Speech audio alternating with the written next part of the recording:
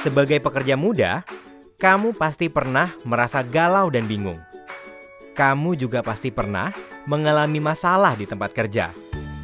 Sebagai pekerja, kamu berharap bisa membuktikan diri sebagai pekerja yang berharga untuk perusahaan dan menikmati hak-hak kerjamu.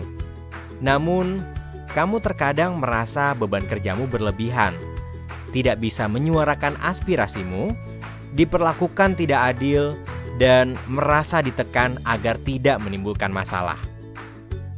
Setelah beberapa lama, jika tidak ada perubahan, rasa galau dan bingung itu berubah menjadi amarah.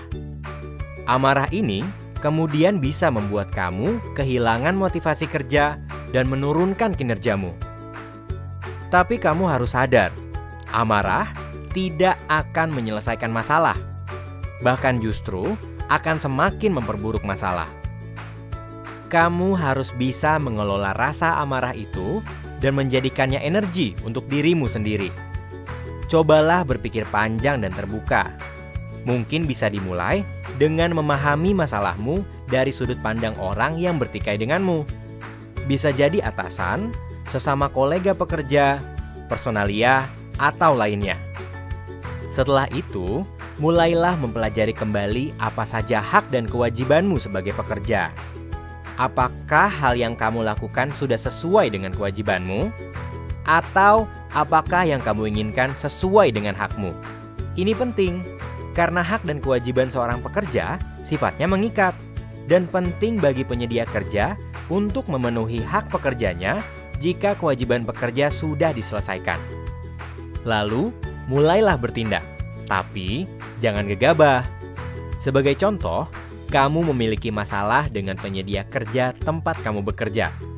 Hal pertama yang harus kamu lakukan adalah membicarakan masalah yang kamu hadapi dengan atasanmu dan menanyakan pemecahan awal kepadanya. Kamu harus memulai dengan membahas secara tenang permasalahanmu di tempat kerja, seperti kondisi kerja yang tidak adil dan tidak aman, atau tentang hakmu yang tidak terpenuhi. Jika kamu merasa atasan atau penyedia kerja tidak beritikat baik menyelesaikan masalahmu, cobalah jalan lain. Jangan langsung melampiaskan amarah kepada atasan, toh tidak akan menyelesaikan masalahmu juga. Mulailah mencari tahu pihak mana saja yang bisa membantu permasalahanmu.